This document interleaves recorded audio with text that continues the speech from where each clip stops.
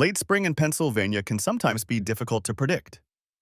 April this year was unusually rainy and warm. I usually mow my lawn for the first time in early to mid-May, but not this year. At least there's no snow. Last year at this time, there was a snowstorm and 15 centimeters of snow fell. I think mowing the lawn early is worth it to avoid the snow. And since tax season is over, it was nice to get outside and soak up some sun. My house has an interesting feature. The backyard slopes down steeply and leads to a small creek and woods behind the house.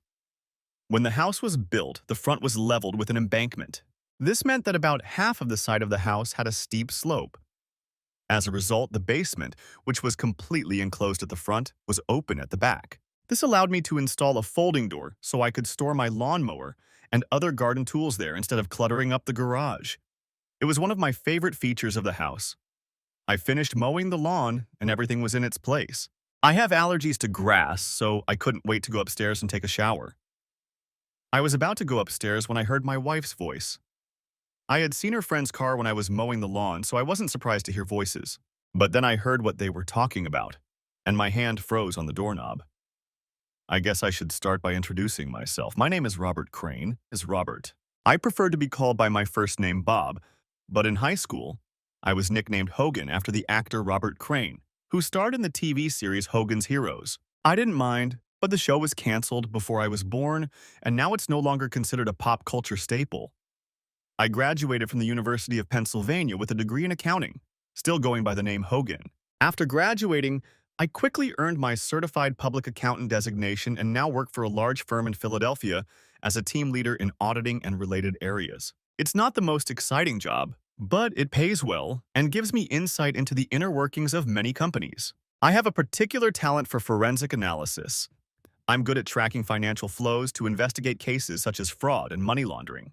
I'm starting to be considered an expert and have even been called in twice as a consultant to the FBI on 2 cases. When we met at the beginning of our freshman year, my wife Kelly was studying 2 majors, political science and business, and planning to get a law degree. I was sitting there waiting for the first class to start when she walked in. Kelly was tall and slender, like a ballerina, only with a little more to her chest. Her long, light brown hair cascaded down her bare shoulders, creating a beautiful sight. She was wearing a pretty summer dress and sandals that accentuated her gorgeous legs, smooth and firm. The combination of innocence and sexuality was too powerful. I was overcome with an instant desire. Unfortunately, Kelly wasn't sitting next to me. She wasn't even in my project group. It took me 4 weeks to approach her and break the ice. I made a joke and she laughed. It wasn't a subtle giggle, but a full-blown laugh. We started talking, and I asked her if she wanted to go for coffee after class. "I've been waiting 4 weeks for you to ask me that," she replied with a smile. We were practically inseparable for the last 2 years of college. Our parents weren't thrilled, but we moved in together during our senior year. They saw how devoted we were to each other and soon came around. I couldn't imagine how things could get any better, but it did. I graduated and immediately got a job at a large accounting firm in Philadelphia. I was making fabulous money for a 22-year-old recent graduate. Kelly enrolled in law school at the University of Pennsylvania, and we continued to live in our student apartment. My company offered to pay for my business school tuition, so I went back to school as well. I took SEPTA to work every day, so I didn't need a car, which saved money. 3 years later, Kelly graduated, and I proposed to her during a holiday dinner at Morton's Steakhouse in Rittenhouse Square. 6 months later, we were married. Kelly got a job as an assistant district attorney in the Bucks County District Attorney's Office, north of Philadelphia. We decided to buy a house in Doylestown, where the courthouse was located. It was the end of the regional train line, and I could take the train to work every day. The trip took 80 minutes each way, but it was better than driving on the Schuylkill Expressway, aka the Schuylkill Expressway, or Interstate 95. Kelly and her mother found a house. It was a great starter home with 3 bedrooms. One of the bedrooms was set up as an office with 2 desks. I sometimes worked from home, and Kelly needed her own space for her legal work. Another bedroom served as a guest room, and the last one, of course, was the master bedroom. Plus, the house was close to her parents' house. Kelly convinced me that when we had children, it would be like a built-in nursery. I was an only child and had always wanted brothers and sisters. Kelly and I started talking about children in our freshman year and decided to wait until Kelly was settled in her career before trying to have a baby. But now we had reached that point, and 2 days ago we decided to stop using birth control and start trying for a baby. I was happier than I had ever been in my life. And then I heard something that made my hand freeze on the doorknob. Hogan and I have decided it's time for me to get pregnant, Kelly announced excitedly. This delighted her friend Olivia Watkins. The two women let out such a high-pitched sound that I imagined whales accidentally washed up on the shore in Jersey and tried to reach out to them. Standing on the stairs, I smiled at their excitement, which matched my own at the prospect of becoming a father. I reached for the door handle again, but heard a question that wiped the smile off my face and robbed me of my happiness. That's wonderful, Kel, Olivia said. But what are you going to do about Paul? Paul? Shh. Kelly pulled her friend closer. Hogan's mowing the lawn. There was a pause, and I saw her glance back, expecting me to appear. Then she spoke again. I already told Paul I'm ending the affair. He's fine with it. Now that Grossman is leaving the Senate, Paul thinks he has a real chance. If he gets caught having an affair with a married employee, it would be very ugly. It was that simple. 3 sentences destroyed my world. Paul Evans was Kelly's boss at the district attorney's office. He was a widower in his early 40s. His wife, Anne, had died of breast cancer, leaving him alone with his daughter, Barbara. Paul was a real political animal, and Kelly loved to tell me how he manipulated his party to get her promoted to higher positions. It seemed like I had just learned where my wife got all her inside information. Really? Olivia asked. Just like that, without any explanation? You were together for 6 months and you just dumped this hunk? Her mocking tone made me want to rip Olivia's head off. She had gone to Pennsylvania State University with me, and I had known her before Kelly. I knew Kelly and Olivia were best friends, but I had always thought she was my friend too. Apparently, I was wrong. Stop it, Kelly protested, giggling. Oh, you're so mean. Paul is a great lover, but it was just cruel to play with him like that. I love Hogan, but Paul just took me and used me however he wanted. There was no love, just rough sex and power. Now that Bob and I are having a baby, I don't want to take any chances. I love Hogan, and I'm going to be a good and faithful mother. How many more cliches are we going to produce here, I thought? All that's left is to go home, find a strange car in the driveway, catch them in bed, and it's done. I wanted to run into the room and scream. I wanted to trash the place, but my muscles were frozen with paralysis. I was so stunned that I couldn't move. My heart was pounding in my ears. So, cold turkey? Olivia asked. Kelly giggled again. Well, not exactly, she admitted. I have a conference with Paul in Pittsburgh next week. We'll have goodbye sex there. I'll miss the sex, but Hogan and the baby are more important. I couldn't take it anymore, but I didn't know what to do. I loved Kelly, but this was killing me. At that moment, I started looking at the business. I needed to step back and think. I needed to make a plan. I started pacing up and down the steps as if I were climbing a staircase. Then I opened the door and walked into the kitchen. Kelly and Olivia were sitting there with cups of tea in front of them. Did a flash of guilt cross Kelly's face? Honey, are you okay? She asked in a concerned voice. I realized that tears were streaming down my cheeks. Allergies, I muttered. It's going to be a bad spring. Well, go upstairs and take a shower. Throw your clothes in the bathroom, and I'll wash them right away so they don't get your closet dirty. I bought you a new pack of Claritin D last week. It's in the medicine cabinet. Thanks, I managed to say, and headed for the stairs. I needed time to think. The next morning was Monday, and I used an early meeting as an excuse to get up and leave the house before Kelly woke up. The night before, I had used my allergies as an excuse to go to bed early because my emotions were running high.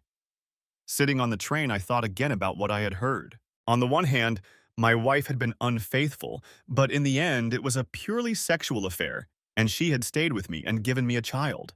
Some would say I should leave things as they are and be happy that my wife had returned to the marriage and planned to be a good wife and mother. However, there was a voice in my head saying that if she did it once, what would stop her from doing it again in the future? In 10 years, when the children are in school, wouldn't she start another just sexual affair? And then there will be a divorce with the children, in which Kelly will most likely get the children, and I will get substantial alimony and child support. As an accountant and business analyst, I had to think in terms of risk and reward. I found myself doing the same thing in this situation. It got to the point where my trust in my wife was completely shattered. The "it's just sex" excuse overlooks what's really important in cases like this. It's a complete lack of respect for your partner. The cheater knows they're doing something wrong and hurting someone else. Otherwise, they would have been open about it. And I would have known from the start. Don't get me wrong. I don't think I would ever have come to terms with her sleeping with Dawn, but if she had at least talked to me about it, it would have shown a modicum of respect. Kelly's behavior proved to me how much she respected me.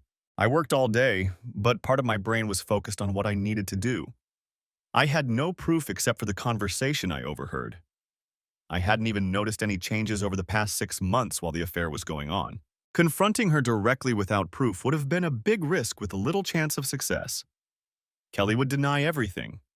Paul Evans would deny everything. Going to court would be financial suicide, as all the judges, politicians, and lawyers in the county knew Evans. I would have been buried so that his name would remain clean. I considered just leaving and starting over somewhere else. It was tempting, but the house was like an anchor for me. Kelly couldn't afford to keep it on her salary, and we had almost no savings. She would have had to sell it almost immediately to avoid foreclosure. And in the current market, that was unlikely. It would have ruined both her credit history and mine. Being a certified accountant with bad credit isn't the best thing when you're looking for a new job. How can anyone trust you with their money if you clearly can't manage your own? Before I did anything, I needed proof. I got it, but from the most unexpected source. 3 days later, I hadn't left her side, but I still hadn't found any proof of what I'd heard. Her personal laptop was clean. No secret email accounts were found. No sexy lingerie hidden in a box in the back of her closet. No receipts from places she wasn't allowed to go. Absolutely nothing. Then Kelly called me at work and said we had been invited to a party for a political announcement at Paul Evans's house on Friday night. I assumed it would be about his big announcement that he was running for the U.S. Senate. I was thinking about the big announcement, but I still didn't have any proof, damn it. We arrived just as the gala was getting started. Evans had a magnificent mansion near Washington Crossing with a small horse farm. A large tent had been set up in the courtyard for guests. And when we walked in, standing at the head of the reception line like a king was that bastard Paul Evans himself. Being a widower, Evans didn't have a wife to play the hostess. But apparently, he had enlisted his 21-year-old daughter for the role. She stood next to her father and greeted the guests as if she had been born to do it. When it was our turn, Evans smiled broadly at Kelly and exclaimed, "Kelly, you did it! How wonderful!" He kissed my wife chastely on the cheek. Then he turned to me. "Robert, it's good to see you again. Without your wife, I'd be lost, but I realize that soon I'll have to give her back to you, since you're starting to expand your family." He laughed at his own joke. "Just give her to me when you guys break up and I won't hold it against you." Everyone burst out laughing again. Kelly even blushed a little, and I wanted to get rid of this insolent guy. I understood his hint, which was obviously lost on him. "Who knows what the future holds?" I said, in an even, neutral tone. Not hostile, but not friendly either. In the same tone, I announced the test results. Evans blushed slightly, and Kelly nudged me with her elbow and muttered something about rudeness. Evans smoothly moved on to the next guest, leaving us alone with his daughter. Kelly was an incredibly attractive woman, but Barbara Evans was simply stunning. Even in my inner rage, I noticed it. Her dark red hair and dazzling smile reminded me of a young Maureen O'Hara. If Kelly looked like a busty ballerina, Barbara could have graced a pinup calendar alongside Kate Upton. She had the combination of gorgeous looks, a healthy figure, hair, and skin that photographers dream of, and that so often has to be touched up in Photoshop. Paul Evans had the perfect political family of 3. He seemed like the ideal wise statesman and family man. After losing his wife to cancer, he found the perfect spouse. She was adored, and any rival who attacked her was prepared to commit career suicide. Barbara was a princess, prom queen, a graduate of the University of Pennsylvania with a degree in business and law, a former gymnast, and a current member of the University of Pennsylvania cheerleading squad. According to Kelly, Barbara was planning to try out for the Eagles cheerleading squad at the upcoming open tryouts, as she had just turned 21. With his late wife and smart, beautiful, photogenic daughter, the press would have adored him during the election campaign. "Robert!" Barbara exclaimed, hugging me tightly. It wasn't a polite party hug. It was a full-body embrace, parts of her body pressed against me with obvious pleasure. You look great. No wonder Kelly hides you away. You never come to our parties. You shouldn't work so hard. It's bad for your health. Somehow, she said it all in one breath. In less than a second, my mood changed from furious to completely shocked. I made a few polite comments about how beautiful she looked and was about to leave when it suddenly dawned on me.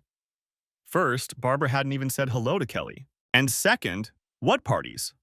Kelly didn't give me a chance to ask as she hurried over to greet the young woman. Then we had no choice but to let the next guest go ahead of us. While Kelly and I were chatting, I wondered what Barbara knew. After buying my wife a drink, I asked, "What parties was Barbara talking about?" Kelly just smiled and snorted contemptuously. "She was just teasing you, you little joker. Paul sometimes has team meetings and strategy sessions here. He says he thinks better with a drink in his hand. And at the bar, you never know who might be in the next booth. She was home a few times when we met here. Don't tell anyone, but Paul let her drink at home until she turned 21. Well, I get it. That bastard was doing it with my wife right in his own home under the guise of team meetings. Maybe they were real meetings and Kelly was the last to leave. Or maybe she was the first to leave and came back when everyone else was gone. That wouldn't give the legal department any reason to speculate about why Kelly always stayed behind to help her boss clean up. With a dead wife and a daughter away at college, he didn't need to look for a secluded hotel room. That's why there are no records of their meetings. "So Barbara attends your team meetings?" I asked. Kelly dismissed the question. "No, she's been home a few times when her classes were canceled. She's just teasing her dad for throwing parties during work hours." She pulled me by the hand. "Come on, honey. It's time to spoil your fiancé." For the next hour, Kelly didn't leave my side. We talked to several of her co-workers, and some of them mentioned our plans to have a baby and how they would miss Kelly for a while, but how happy they were for us. To be honest, I was a little confused. Why did all these people know about our plans? An hour later, Paul Evans asked everyone to pay attention. His daughter was standing next to him, smiling. He began by thanking everyone for coming, and then announced his big campaign. Everyone had been waiting for this, but they were still excited.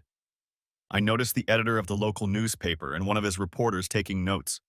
I'm sure tomorrow's paper will have a lot about it. I won't bore you with the details of the party. It would have been a pleasant time if my heart hadn't been broken and my brain wasn't working overtime trying to figure out how to prove it all. About 90 minutes after the grand announcement, Margaret Williamson, the assistant district attorney, came in and said that Paul wanted to talk to his staff. Paul was an elected official, and Margaret was a senior staff member who actually ran the office. District attorneys could change every 4 years, but Margaret was a permanent employee. She was a very tough woman, but at the same time respected in the legal community for her honesty and integrity. The senior female attorney was one of the reasons Kelly took the job. I loved her very much. Margaret had been married for over 30 years to an electrician who had taught her in college and now owned a fairly successful electrical supply company. The two were devoted to each other. I always considered them role models for Kelly and me. "Sorry I stole your wife, Hogan," Margaret said. "Paul wants to discuss office organization as soon as he finishes his campaign." A moment later, they were both gone. I left the small group of couples that remained after the meeting and headed to the other side of the large pool opposite the patio where the party was being held. There was a woven swing hanging from chains. It was in the shade, so people could see me if they looked closely, but I was out of sight.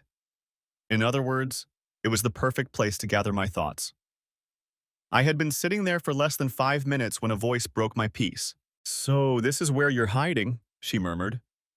I looked up. Barbara had settled herself on the wicker swing next to me. She sat facing me, not saying a word. Her little black dress hugged her tanned thighs, hinting at what was underneath but revealing nothing. She was seductive and innocent at the same time. The fact that I noticed this almost academically said a lot about my state of mind. "Well, you look like a man with the weight of the world on his shoulders," she commented. I didn't really want to talk about that with my wife's lover's daughter, no matter how sexy she was. "We're very busy at the office. There are a lot of audits going on," I said to end the conversation. "Really?" Barbara asked with interest.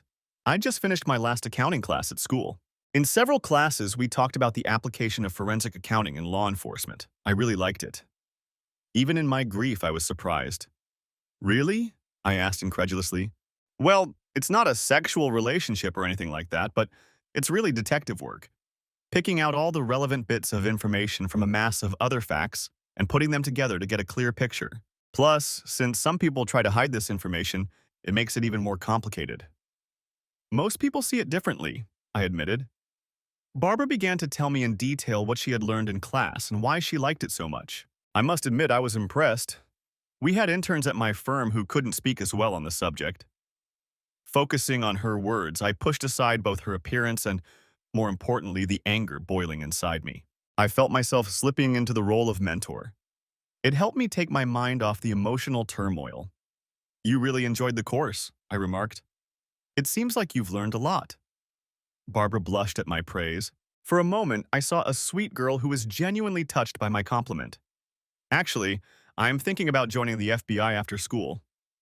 My dad wants me to be a prosecutor or work for one of his friends at a law firm, but I don't think that's what I want to do." "You should follow your dreams, not your father's." It was honest advice. Not that I had any desire to ruin that jerk's plans. I worked with the FBI a little when an audit uncovered some crimes. Sharp people! Before Barbara could respond, Kelly emerged from the shadows. "So that's where you've been. You haven't done anything inappropriate, have you?" she asked teasingly. Barbara turned to my wife and smiled radiantly. "We were just talking about Bob's work. We discussed it in class. I wanted to get an expert's opinion." "Well, Hogan is one of them," Kelly said proudly. I looked at one of his audit reports where an employee was embezzling money using his boss's login. Hogan noticed that some of the transfers were made while the guy was on a business trip, but the login was from the company's office. Most of us would have stopped there, knowing who the boss was. Hogan kept digging. I could have gotten that employee convicted on my first day out of law school. Hogan didn't give the prosecution a chance. Kelly looked at me with pride on her face as she told this little story. I felt incredibly awkward. How could she be proud of me and claim to love me when she was in a 6-month relationship with her damn boss? My confusion must have shown on my face because Kelly asked, "What's wrong, honey?" "Nothing," I replied. "Just thinking about a problem." "Come on, it's a party," Kelly said. She caught her breath and said, "Hogan, you'll never guess what an opportunity this is for me. Paul and Margaret want me to take over the administrative work since I'm planning to go on maternity leave as soon as you finish your job. So when I leave, there won't be any work left. I'll be working directly for Margaret." My heart sank at the thought of Kelly leaving that bastard Paul. My hopes were dashed in an instant. "I'll have to travel sometimes," Kelly continued. "I'll be delivering important documents to Paul during the election campaign, so I won't be involved in his campaign, but I'll be able to see what goes on behind the scenes. It'll be very interesting." I felt my heart break again.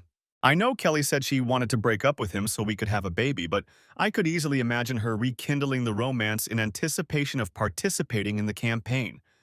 And if she got pregnant, who would say the baby was mine? The gender depended on my height and skin color. Without a DNA test, it would be very difficult to determine. I started to get angry, but held back. Now was not the right time. Barbara began telling Kelly about her new job and the election campaign. Soon they were deep in conversation and forgot about me. I took advantage of the moment to gather my thoughts. After tonight, I'll start planning. I had to find a way to counter Paul's political power, but to be honest, I had no idea how to do that. The answer came to my office 2 days later. "Your meeting is at 4, my secretary informed me through the open door. We're no longer allowed to call them secretaries.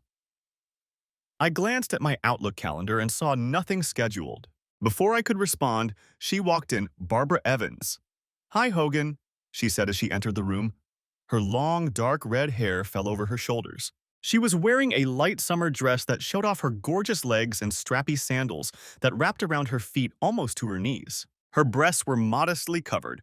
Her cleavage was not visible, but the fabric clung to her chest, creating a seductive effect. 2 thin straps supported the dress, leaving her arms bare. I looked at her in confusion as she entered. "I hope you don't mind," Barbara began. She closed the door to my office behind her.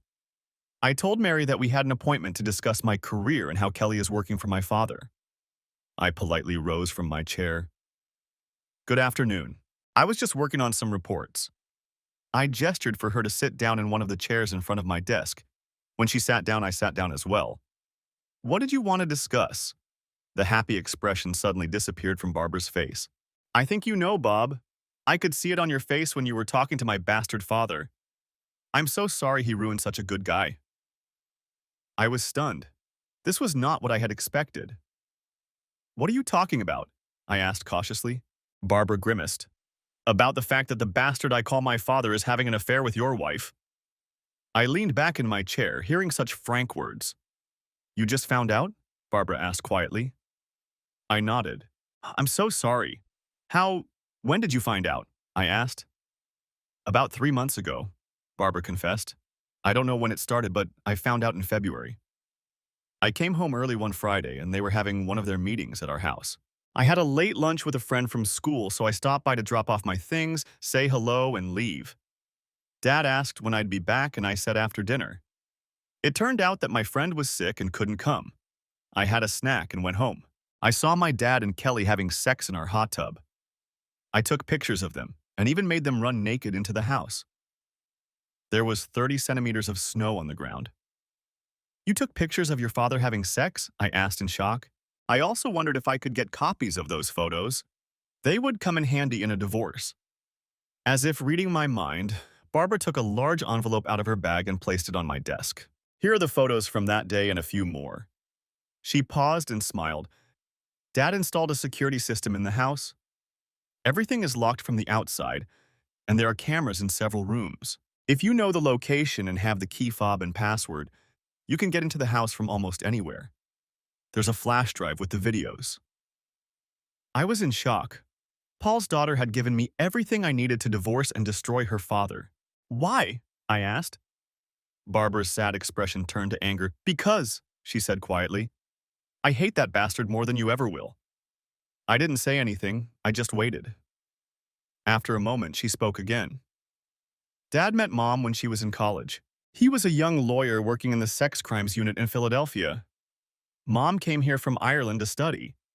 Her family was well off, but they were killed in an explosion in Londonderry. She came here to get away from the riots. There was a gentleness in her voice that she probably got from her mother. My mom was dating some loser who beat her so badly that she ended up in the emergency room. Kelly paused and placed a small book on my desk. It was quite thick and decorated with green lace. I found her diary after she died, and it turned out she was quite submissive. She liked being controlled by a strong man. This bastard went too far and she ended up in the hospital. The case was assigned to my father. They met, the bastard went to prison, and a year later they got married. My father had always been ambitious. He got a smart, beautiful woman with an exotic accent. My mother got a strong man who would protect her. I was born a few years later. Dad wanted me to do gymnastics. He thought that having his daughter compete in the Olympics would do wonders for his political career. You know how most gymnasts' careers end, right? I shook my head and said, I never thought about it. Barbara smiled. I was told to cheerlead and be a typical American girl. I didn't mind because I loved performing, but by the time I was 16, I realized that I was just a means to an end for my father. Mom knew about it almost from the beginning. Dad had been cheating on her almost since they got married. Mom knew and begged him to stop, but she was too weak to do anything about it. She felt trapped. She was a devout Catholic, so divorce was out of the question. Barbara paused for a moment, and I let her collect her thoughts. After a minute, she continued. Sometimes I wonder if her poor response to cancer treatment was the result of a subconscious desire to die or active sabotage of her treatment. In any case, I was with her in the hospital when she died. The official story is that my father was in court trying to get a murder conviction. He forced the doctor to change the time of death. In fact, he did it with his help in her apartment to celebrate. He just made his mother a trophy, and the press loved the story of how they met. The heroic prosecutor saves a battered woman. Hell, for all I know, that bastard beat her himself more than once. Why are you telling me all this? I asked. Because you don't deserve it, Hogan. My father, he's not a very good man. After my mother died, he hid his affairs until I left for college. Then he started having meetings at the house. And they weren't just for work. He also hosts meetings for some charities he's involved with. I know for a fact that he's sleeping with 2 other women from those charities. One of these poor women thinks it's true love and is planning to leave her husband. Kelly thinks so? I asked. I knew I had heard about it, but I was still curious. Barbara shook her head and replied, No, she seems to think it's just fun. They say power is the best aphrodisiac. Kelly seems to be proof of that. I heard her telling her father about some senator she's been seeing and how excited she was when she got back to Doylestown. I cringed at the harsh remark. I even remembered that day. I came home to an angry woman, and it was one of the best nights of my life. Now that precious memory was tarnished because I knew that at that moment, my wife probably wasn't even thinking about me. "So what do you want?" I asked. To her credit, Barbara looked me straight in the eye when she answered. "I want you to divorce that cheating bastard. I want my father's career destroyed to the point that he'll never be elected dog catcher in a town full of cats. I thought about just sending your stuff to the newspapers or even the other side, but he has too many friends. I think together we can make them pay. Won't it be harder for you to finish school?" She shook her red hair again. "No, my mother left me an inheritance in a trust fund. I haven't touched it, but if I need to, I can pay for the rest of my education and my MBA, and I'll still have a good nest egg left over. If your mom had that much money, why didn't she take you and leave? She could have gone to Ireland, where your father is." Barbara wrinkled her nose. "Like I said, she was raised in an Irish Catholic family. She was taught that divorce was not an option. No matter what happened, my mother held on to her faith until the very end. That's the only thing that makes me think her death was accidental and not intentional, since suicide is also considered an unforgivable sin in their community. I have to admit that I saw only the truth in Barbara. She said she wanted to destroy her father's career, and the fact that I had this information did not bode well for his ambitions. I couldn't imagine that this could be some kind of trap. If Kelly and Paul wanted to wipe me off the face of the earth, they could have done so openly in court. Such underhanded shit was only appropriate if they were desperate. Like me. A plan began to form in my head.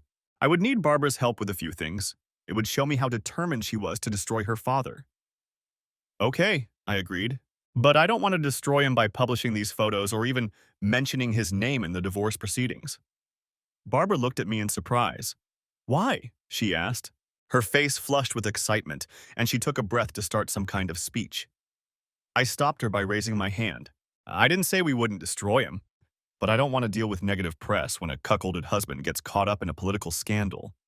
Instead, I want to destroy what he's worked his whole life for, destroy his power and influence. And I can get a quiet, peaceful divorce, and no one will care." Barbara looked at me with shock on her face. A moment later, a sly smile appeared on her face. "What do you want from me?" I grinned. "I'll do what I do best. Get me his financial records, personal and campaign. Capone was caught for tax evasion. Knowing your father, I'm sure I'll find something. And if you don't—" "What?" she asked. I smiled.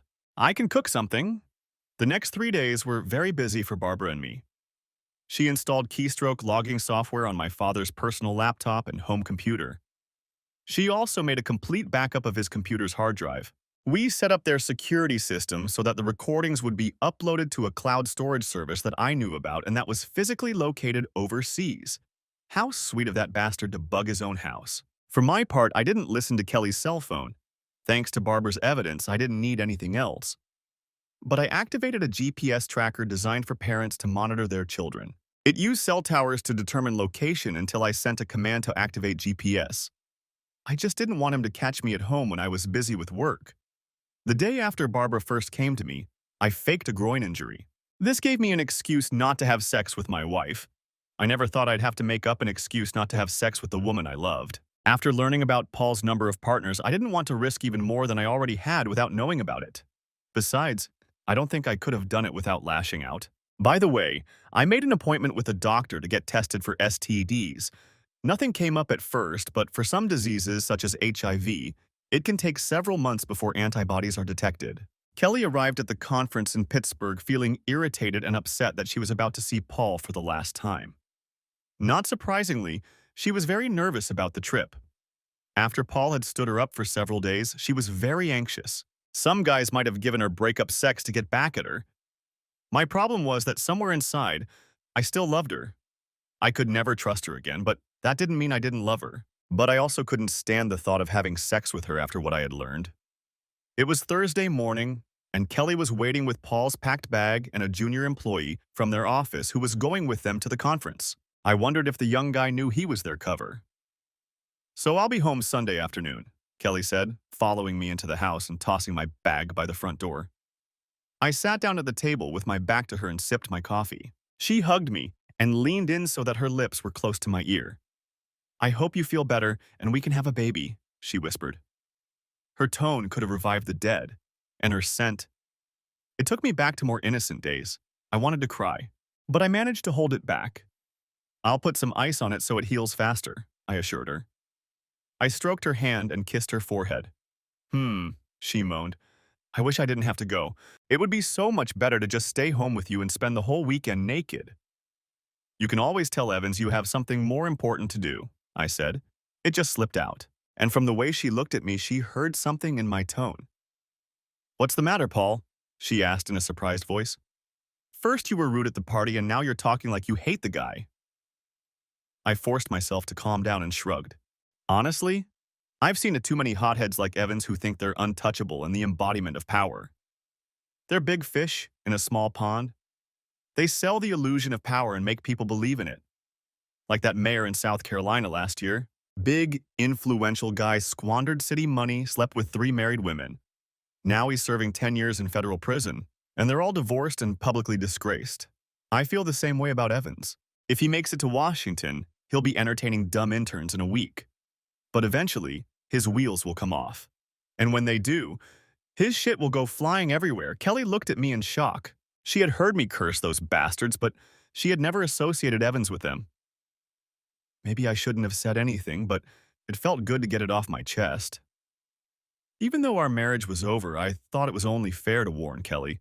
I still loved her, even if I would never trust her again. "Hogan, that's a terrible thing to say about Paul," Kelly objected. "He's a good man. He's done a lot for the people of this county. He's not like that." I heard an almost pleading tone in her voice. At the most unexpected moment, we heard the sound of a car horn coming from the house. Paul had arrived. Kelly sighed in disappointment. She glanced at me with a look of regret and almost fear. "I'll be back in 4 days," Kelly said in a conciliatory tone. "Then we'll talk about it. But be ready, my love. We need to have a baby." Then she hugged me and kissed me passionately. I kissed her back with equal passion. "Have a good week," she whispered. "I love you." "I love you too," I replied. She grabbed her bag and opened the front door. "Bye, sweetheart," she said over her shoulder. "Bye, Kelly," I replied. Then I closed the door. 30 minutes later, I boarded a train and headed into the city. Barbara and I had a meeting at the FBI.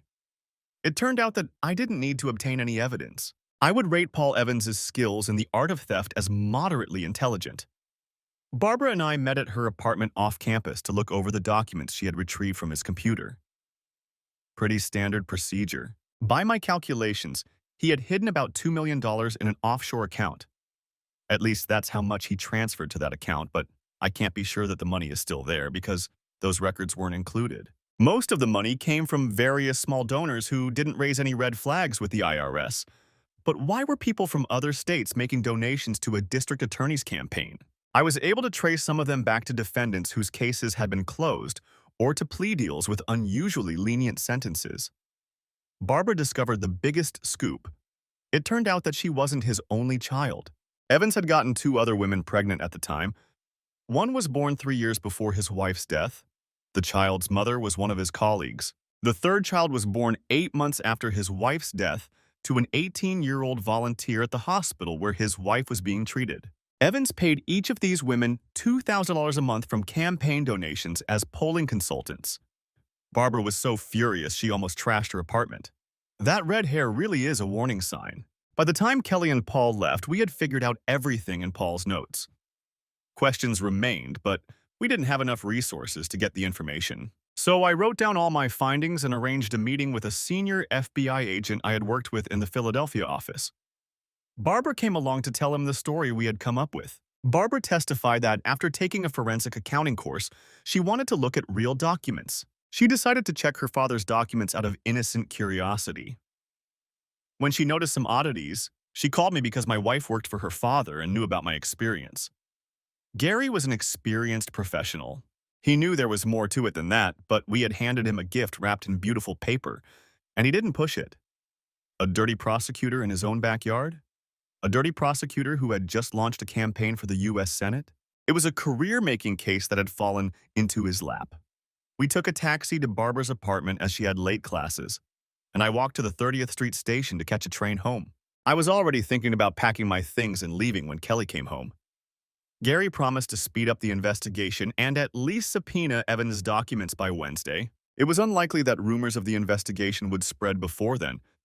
That bastard would realize how illusory his power was when all the rats abandoned his ship. Kelly called me on the train on her way home. She said she called early because they were going to some important dinner and she would be back to her room very late. I had no doubt she wouldn't be staying in her room tonight. I made a few vague comments, saying everything was fine. She noticed my distant tone and asked what was wrong. I just had a meeting with FBI agents about the case, I replied. I'm on the train, and the investigation is still ongoing, so I can't talk about it.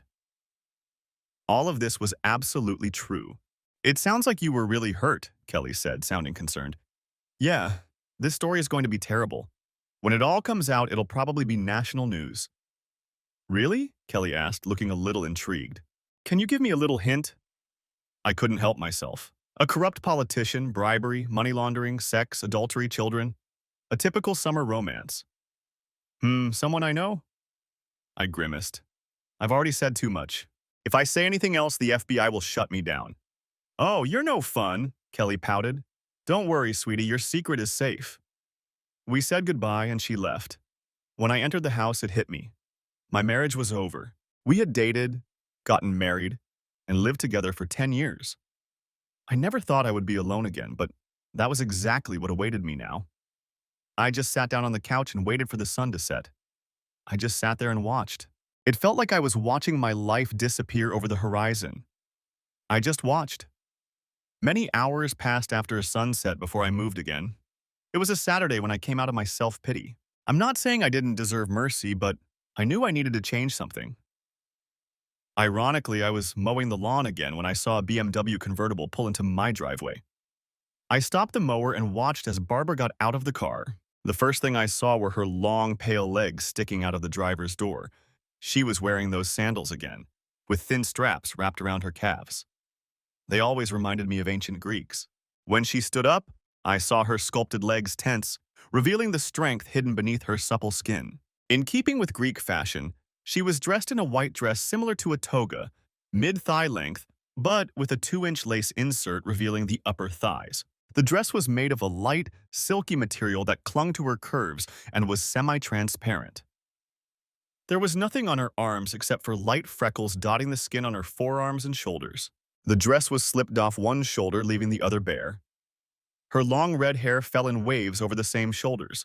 However, when she approached me, my attention was drawn to her gray-green eyes and smile. I turned off the engine and greeted her. Well, you look better than I expected, Barbara said. I almost expected to have to pull you out of a bottle or get you down from the cornice. I snorted. Last night I had thought a lot about both options. It was necessary, I said. Besides, it keeps me from working. Did you see a lawyer? She asked. I shrugged. I did that on Tuesday before they left. The papers will be ready on Monday. I've arranged an audit with a client in Austin and I'm leaving on Tuesday. These trips usually last 3 days, and then I work remotely until the report is ready. In this case, I'll be there for the entire 3 weeks. I shrugged. It's probably the coward's way out, but I don't want to be here when this whole thing is over. I saw agreement on Barbara's face. She knew it would draw attention to her as the daughter of that bastard. I'm glad you're thinking about the future, the redhead said. But I realize that's your thing. The smile returned to her face. Now I know how to plan. Here's my plan, Barbara announced. I'll help you finish your work here and then you'll come to my place. We'll have fun and you can caress me as much as you want. I have a swimsuit that you'll definitely like. She said the last part in a voice that could have raised the dead. I tried to justify myself. Barbara, I'm still married, I objected, and I don't think I'm ready for anything else anytime soon. You need to let off some steam before you explode, insisted the sexy redhead. Besides, you know the old saying, what's good for the goose is good for the gander. Her gaze was playful, sly, and innocent all at once. I couldn't help but laugh. In one of those strange coincidences that prove that truth is stranger than fiction, we ran into Olivia. After finishing my work in the yard, I tidied myself up, and we went out for a late lunch at a nice restaurant. I wasn't really hoping for revenge sex, but it was nice to get out of the house. And going on a date with a woman as lovely as Barbara who looked exactly like Barbara, was no hardship at all. When I pulled up to the restaurant, I noticed a car parked a little closer to it. It was Olivia's car. I always considered it a crime to put OBX and Jersey Shore stickers on a Mustang GT. I almost told Barbara to turn around and find another place. But I didn't. Instead, I did something completely inappropriate for her. It all happened spontaneously after all my careful preparations. When I saw Olivia's car parked in the lot, something just exploded inside me. I casually put my arm around the red-haired beauty and led her into the restaurant without saying a word. I tipped the owner to get us a specific table. It was a little in the shadows, but it was clearly visible when we returned from the restroom. I sat Barbara facing the exit and sat down next to her. She smiled when I took her hand. "What's this for?" she asked with a sweet smile. "Not that I'm complaining." I laughed. "Remember I told you how I found out my wife was cheating on me? Her friend Olivia? Well, her car is parked right on this street." Barbara burst out laughing. "So I'm the other woman. Ooh, I can live with that." She leaned forward and kissed me gently on the lips. It wasn't a deep, passionate kiss, but more of a hint and a promise that there would be more. A lover's kiss. The food arrived, and I, to be honest, enjoyed the moment. I forgot about my ploy and enjoyed Barbara's company. Her sharp humor simply knocked me off my feet. I had never heard accounting services sound so vulgar before. Glancing around, I noticed Olivia walking past us. I pointed her out to Barbara. "Oh, how sweet," she giggled. "I've been waiting for this." With that, she leaned over to kiss me. I ran my hand under the table along her leg. The skin on her thighs was incredibly soft, and beneath it were firm, supple muscles. The touch was electric. I was so lost in the sensation that I was surprised to hear Olivia yelling at me. "Hogan, what the hell are you doing?" she yelled at me. "Who is this slut? You're hitting on your wife while she's away? I thought I knew you better than that." I'm sure the whole restaurant heard her. I let go of Barbara and turned to my ex-girlfriend. "What's the problem, Liv? It's just casual sex until Kelly and I settle down and have a baby. Can't you handle that? People are trying to eat."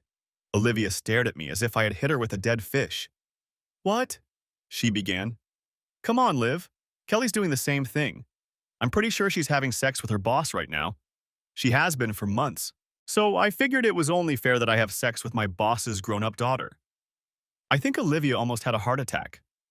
I felt Barbara start to giggle and squeezed her gently to keep her quiet. Of course, I forgot where my hand was, and her giggling turned into a moan of pleasure. "You know about," Olivia stammered.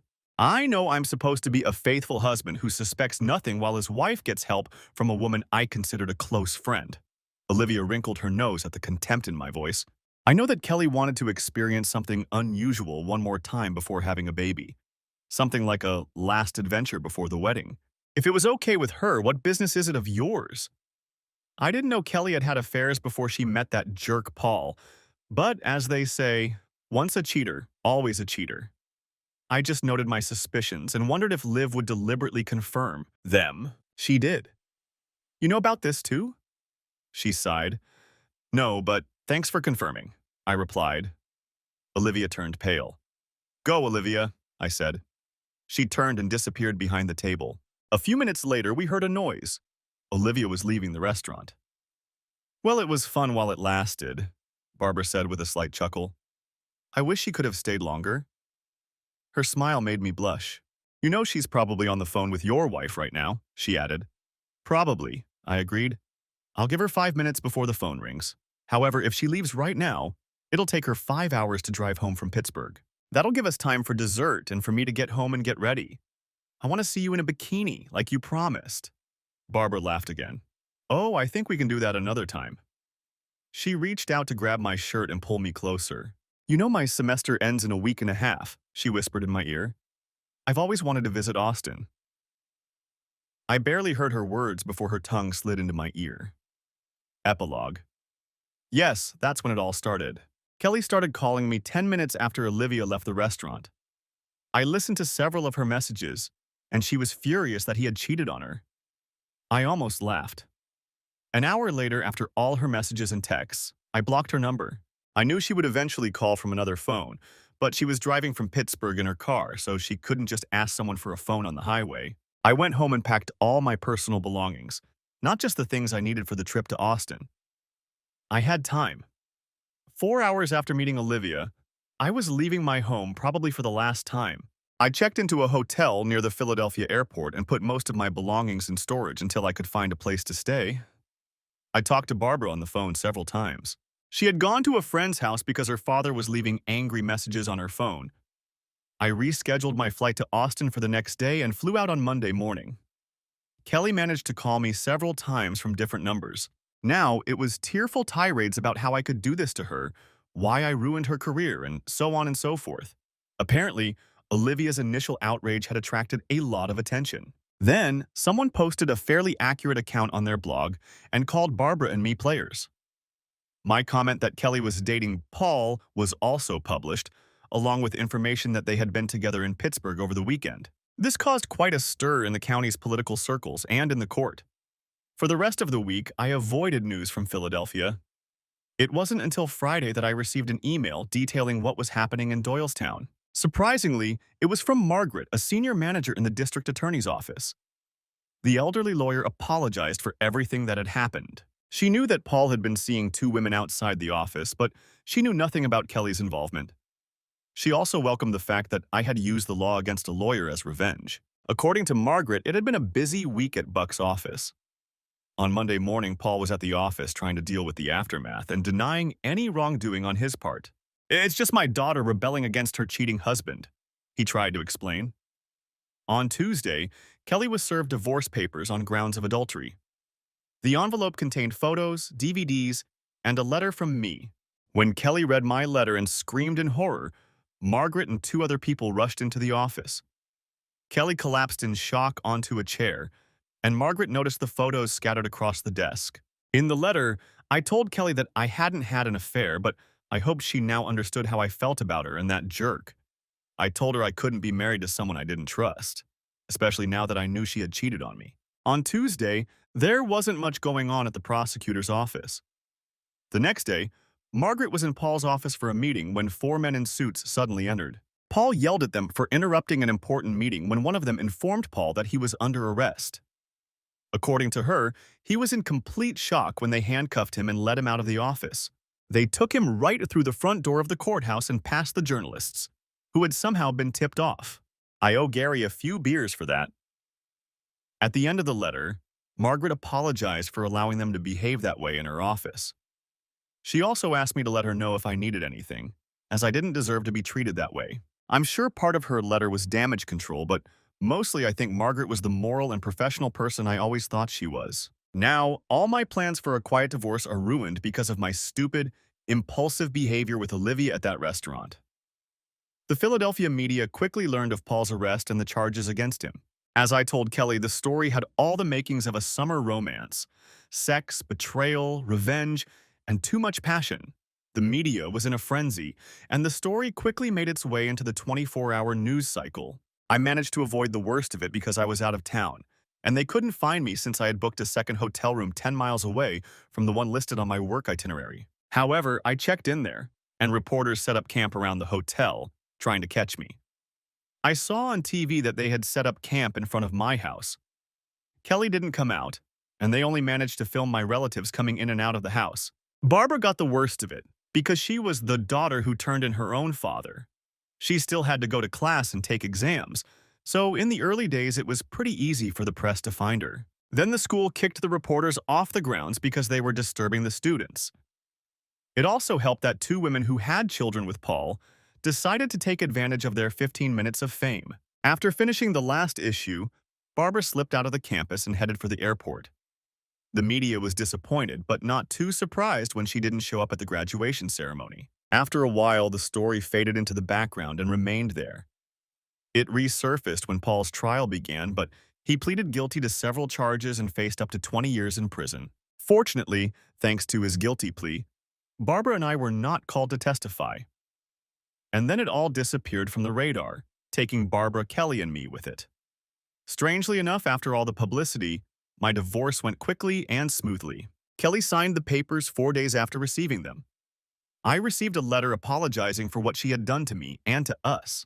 When she returned from Pittsburgh, she swore in anger that she would never forgive me for cheating on her. When she found out that she was the only one who had actually cheated, she realized how hypocritical she had been. She accepted my offer to split everything 50-50 and asked that at some point when things settled down, I agree to meet with her so she could apologize in person. At the end, she said she would always love me and wished me well. Later, I learned from her mother that she had quit her job and moved to the Midwest to live with her aunt. Paul's arrest did wonders for my career. In the press, the FBI gave me full credit for analyzing Paul's documents. Since I was hiding from the same press, I was even more thorough in Austin and found not only the wanted fraudster, but also a second one who was not yet known at the time.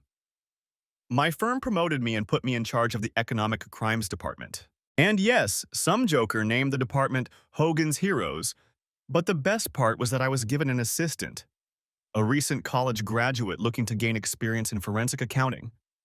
I never liked working late, and that bikini looked even better on the floor of my hotel room. Thanks for watching. Hope you enjoyed it. Subscribe to my channel and stay tuned for the next video.